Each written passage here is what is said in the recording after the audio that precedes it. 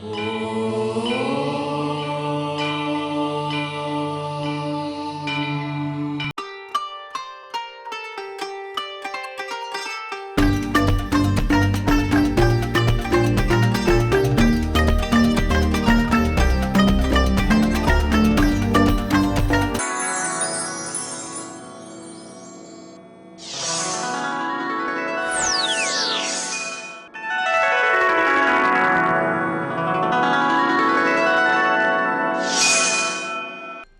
शनिदेव।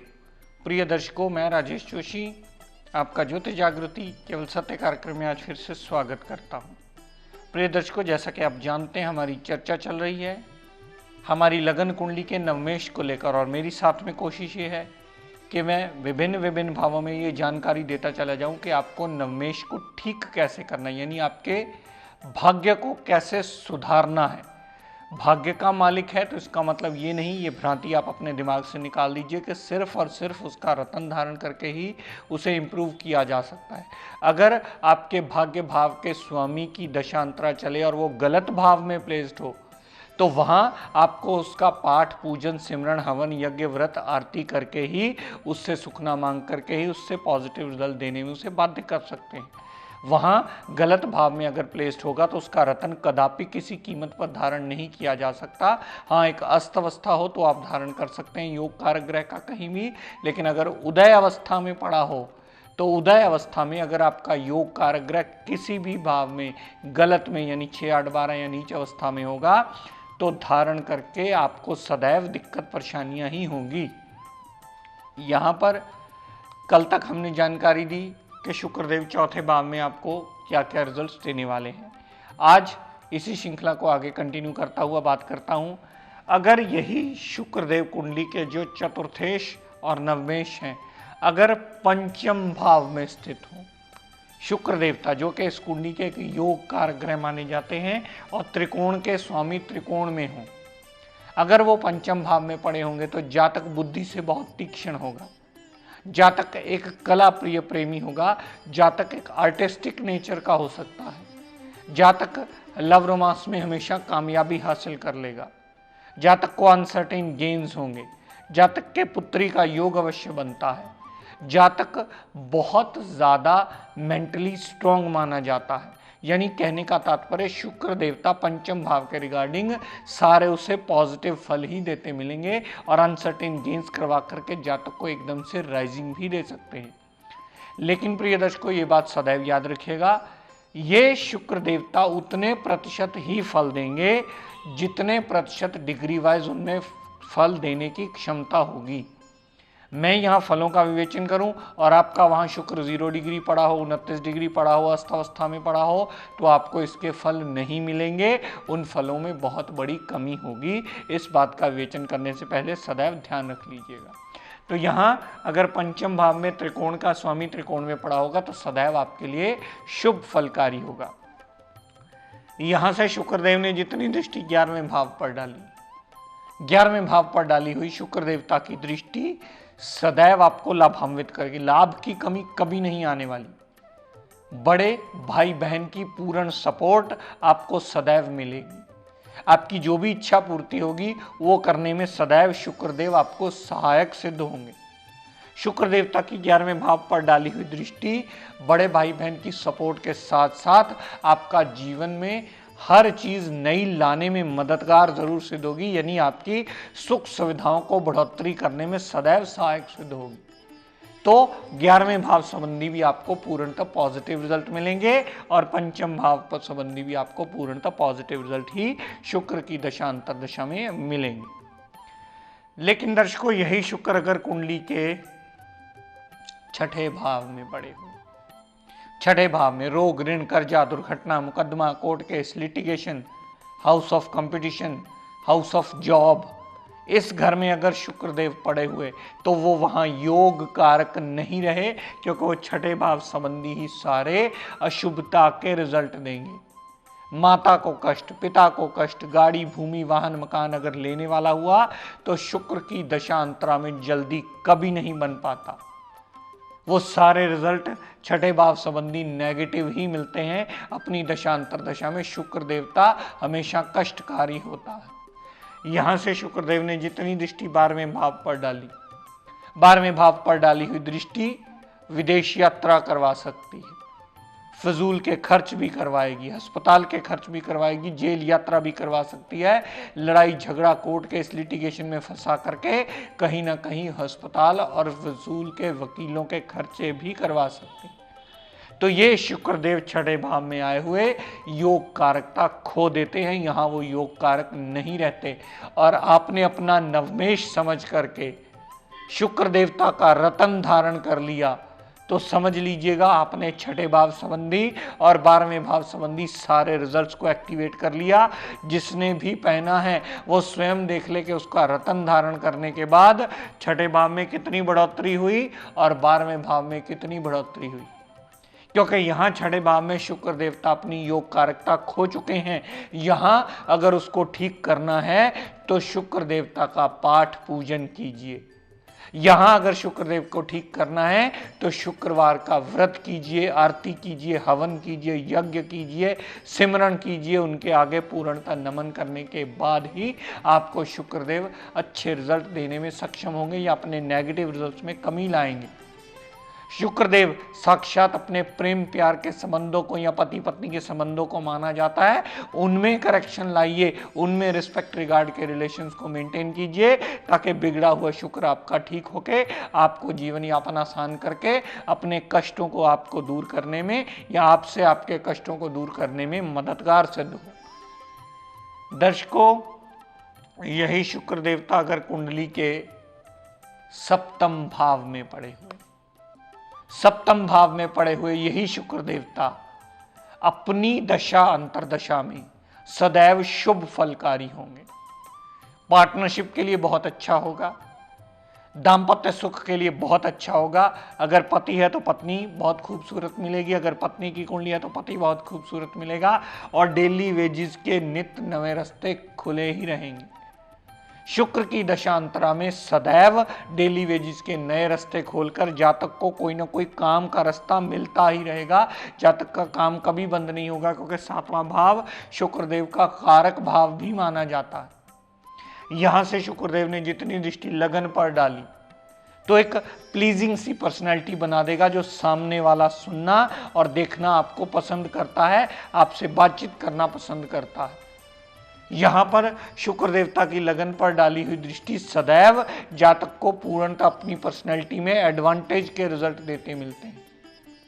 लेकिन प्रिय दर्शकों, अगर यही शुक्र देवता कुंडली के अष्टम भाव में पड़े हुए, एक तो भाव गलत, ऊपर से नीच के शुक्र, यहां पड़ा हुआ शुक्र देवता अपनी दशा अंतरदशा में आपको मृत्यु तुल्य कष्ट देगा। घर, गाड़ी, भूमि, वाहन, मकान, माता से कष्ट, पिता से कष्ट, माता को कष्ट, पिता को कष्ट, यहां तक कि जातक धर्म को मानना भी छोड़ देता है। हर काम रुकावट, हर काम अटकल, हर काम परेशानी, बनते बनते काम बिगड़ने शुरू हो जाते हैं, क्योंकि एक तो भाव गलत, ऊपर से नीच का आ गया है शुक्र देवता अष्टम भाव में। यही कुंडली का सबसे योग कारक कहे जाने वाला ग्रह कुंडली का सबसे मारक ग्रह बन गया।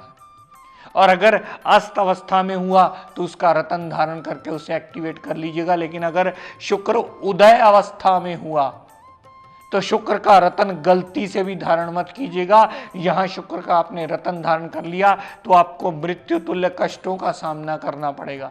हर काम में रुकावट, हर काम में खपना, हर काम में खेचल, हर काम में टेंशन, हर काम में दिक्कत परेशानियां खड़ी ही मिलेंगी। यहां से शुक्रदेव ने जितनी दृष्टि दूसरे भाव पर डाली तो धन का अभाव सदा बना रहेगा, परिवार साथ देने वाला कभी नहीं होगा। जातक ऐसी वाणी बोल देगा जो सामने सुनने वाला कदापि पसंद नहीं करता। यहां से शुक्रदेव दूसरे भाव पर जो दृष्टि डालेंगे अष्टम भाव से, वो सदैव टोटली नेगेटिव रिजल्ट देती मिलेगी। और आम इंसान को समझ नहीं आ रहा होता कि इतना खपने के बाद ये रिजल्ट मेरे टोटली नेगेटिव क्यों है, मेरा कोई साथ क्यों नहीं दे रहा। हर तरफ से उसे नमोशी, हर तरफ से उसे दिक्कत परेशानियां, हर तरफ से उसे प्रॉब्लम्स ही झेलने को मिलती। तो यहां अष्टम भाव में अगर उदय अवस्था में शुक्र पड़ा होगा तो इसका हल क्या किया जा सकता है, इसका सॉल्यूशन क्या होगा। आप ओम शुक्राय नमः की एक माला करने की रोज मॉर्निंग टाइम नाश्ते से पहले आदत डालिए। ओम शुक्राय नमः का पाठ का नित्य नियम बनाने की आदत डालिए, तब शुक्र का पाप प्रभाव 8वें भाव से कम होगा। शुक्र देवता का व्रत कीजिए, शुक्रवार का व्रत कीजिए, शुक्रवार की आरती कीजिए डेली नियम से। अपने मधुर रिलेशंस, जो प्रेम प्यार वाले रिलेशंस होते हैं, हस्बैंड वाइफ के रिलेशंस होते हैं, प्रेमी प्रेमिका रिलेशंस होते हैं, उनमें रिस्पेक्ट रिगार्ड लाइए।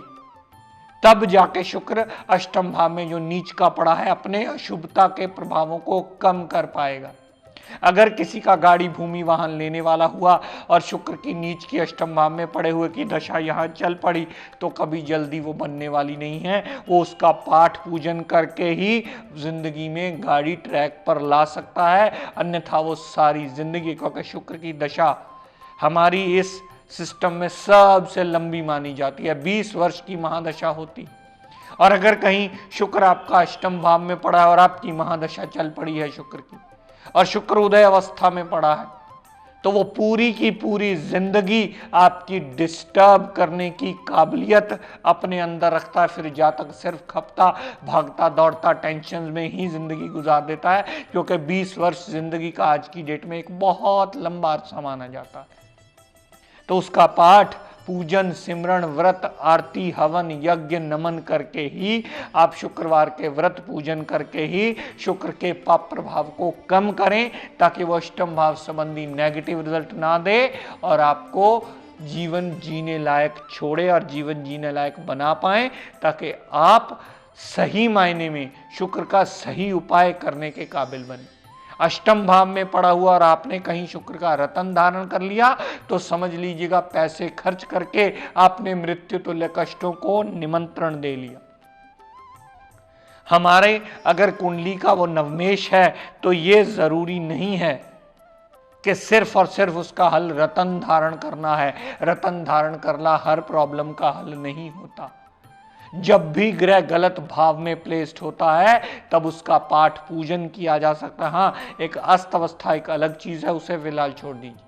अस्त अवस्था हो तो आप रतन धारण कर सकते हैं, लेकिन उदय अवस्था हो गई और आपने धारण किया तो आप स्वयं अपनी जिंदगी में अपनी आंखों के सामने अपने नेगेटिव बदलावों को देख सकते हैं कि आपने पैसे भी खर्च किए, रतन भी धारण किया और आपने कष्ट भी झेले। ये चीज टोटली रिजल्ट नेगेटिव करने में बहुत बड़ा मेजर रोल प्ले करती है। ग्रह वही होता है प्रिय दर्शकों, लेकिन उसकी प्लेसमेंट हमें ये बताती है कि वो अपनी दशांतरा में क्या रिजल्ट देने वाला है। उसकी डिग्री वाइज क्षमता हमें ये बताती है कि वो कितने प्रतिशत रिजल्ट देने वाला है।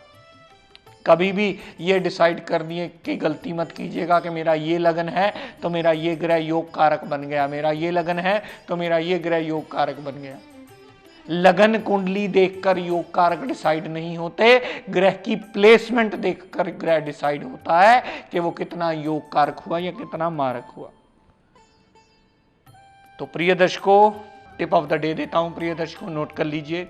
आजकल महंगाई का दौर चल रहा है, हर चीज बहुत ज्यादा महंगी और आम आदमी की पहुंच से बाहर होती चली जा रही है। तो बहुत सारे लोग जब कंप्लेंट लेके आते हैं, सर हम कमाते बहुत हैं लेकिन बचता कुछ नहीं है, घर में बरकत नहीं आ पाती। मेरी कोशिश रहती है कि जितने भी टिप्स मेरी रिसर्च में आए सब बार बार मैं आपके साथ साझा करता चला जाऊं ताकि आपको इस बात की मदद मिले।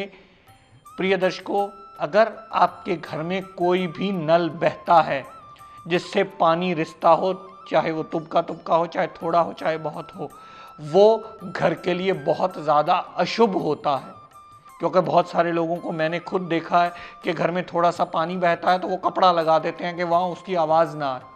लेकिन ऐसी चीज करना आपकी घर की बरकत को पूर्णतः खत्म करके आपकी घर में बीमारियों को फैलाने में सबसे बड़ा मेजर रोल प्ले करता है।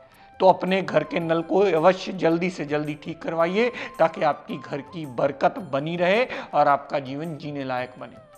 तो प्रिय दर्शकों, आज अपनी वाणी को यहीं विराम देता हुआ हम सब के लिए हमारे न्यायाधीश शनिदेव से मंगल कामना करता हुआ ये प्रार्थना करता हूं कि हे शनिदेव हम सब पर अपनी कृपा दृष्टि दया दृष्टि सदैव बनाए रखें। जय शनिदेव।